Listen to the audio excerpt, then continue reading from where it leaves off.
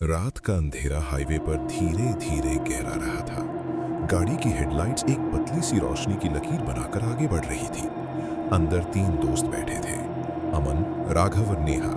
Road trip का तीसरा दिन था, लेकिन इस सुनसान रास्ते पर आते ही तीनों के बीच एक अजीब सी खामोशी उतर रही थी। गाड़ी के अंदर सिर्फ इंजन की हल्की गड़गड़ और कभी कभी रेडियो का बेजान सा शोर सुनाई दे रहा था। यार, ये रास्ता इतना सुना क्यों है? नेहा ने धीरे से पूछा। अमन ने स्टीयरिंग संभालते हुए कहा, शॉर्टकट है, मैप पे दिखा रहा था, टेंशन मत लो। तभी दूर अंधेरे में एक आदमी खड़ा दिखा। उसने हाथ उठाकर सिग्नल दिया। राघव तुरंत बोल पड़ा, अमन रुकना मत, पता नहीं कौन हो सकता है। लेकिन अमन ने गाड़ी धीमी कर दी। इतनी रात को अकेला है, शायद मदद चाहिए। गाड़ी उसके पास रुक गई। आदमी धीरे से पास आया। उसका चेहरा आधे अंधेरे में था, लेकिन उसकी आंखें सीधा गाड़ी के अंदर झांक रही थी, जैसे वो तीनों को पहचानता हो। लिफ्ट मिल सकती है? उसने शांत आवाज में पूछा। कुछ पल की हिचकिचाहट के बाद नेहा ने हाँ में सिर हिला किया। आदमी पीछे वाली सीट पर बैठ गया। गाड़ी फिर चल पड़ी। कुछ देर तक कोई कुछ नहीं बोला। फिर अचानक वो आदमी मुस्कुराया। तुम लोगों ने वापस इसी रास्ते को चूज किया, उसने धीरे से कहा। अमन ने रियर व्यू मिरर में उसकी तरफ देखा। क्या मतलब? आदमी ने सीधा जवाब नहीं दिया। उसने राघव की तरफ देखते हुए कहा, राघव, तुम अब भी रात को सोने से पहले दरवाजा 2 बार चेक करते हो ना? राघव का चेहरा सफेद पड़ गया। तुम्हें मेरा नाम कैसे पता? आदमी बस हल्का सा हंसा। नेहा बेचैन होकर बोल उठी, अमन गाड़ी रोको, ये आदमी अजीब है। लेकिन अमन के हाथ स्टीयरिंग पर जकड़ गए।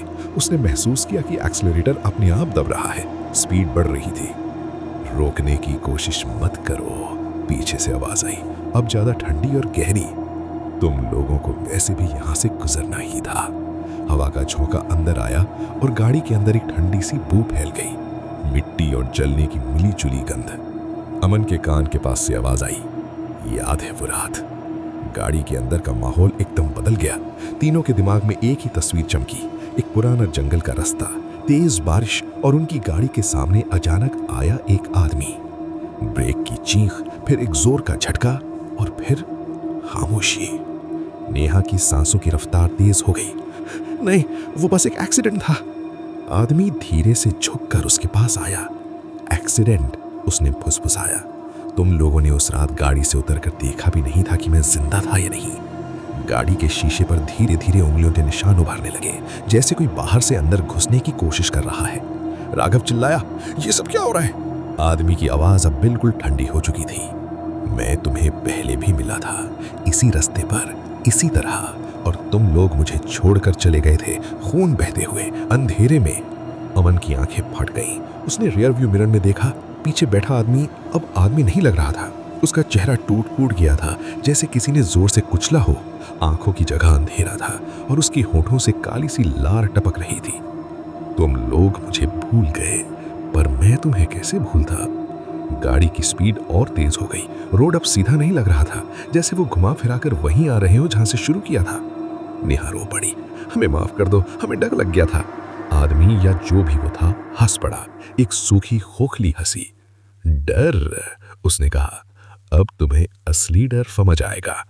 तभी सामने अंधेरे में एक और फिगर दिखाई दिया, रोड के बीचों बीच खड़ा हुआ। अमन का दिल जम गया। वो वही सीन था, वही रात, वही जगह। राघव चीखा, ब्रेक लगाओ। लेकिन इस बार अमन के हाथ हिल नहीं रहे थे, जैसे किसी ने उन्हें जकड़ लिया हो। गाड़ी सीधा उस फिगर की तरफ बढ़ रही थी। पीछे से आवाज आई, बिल्कुल पास, अमन के कान के बिल्कुल पास, इस बार तुम लोग रुकोगे। अचानक हेडलाइट्स ब्लिंक करने लगी, इंजन झटके लेने लगा और फिर एक जोर का धमाका हुआ। सब कुछ अंधेरा।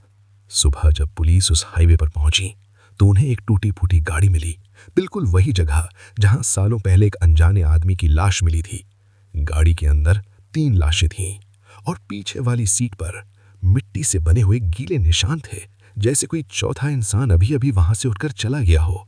हाईवे फिर से खामोश हो गया। लेकिन लोग कहते हैं, रात को उस रास्ते पर कभी कभी एक आदमी लिफ्ट मांगता हुआ दिखता है, और जो उसे गाड़ी में बिठाता है वो कभी वापस नहीं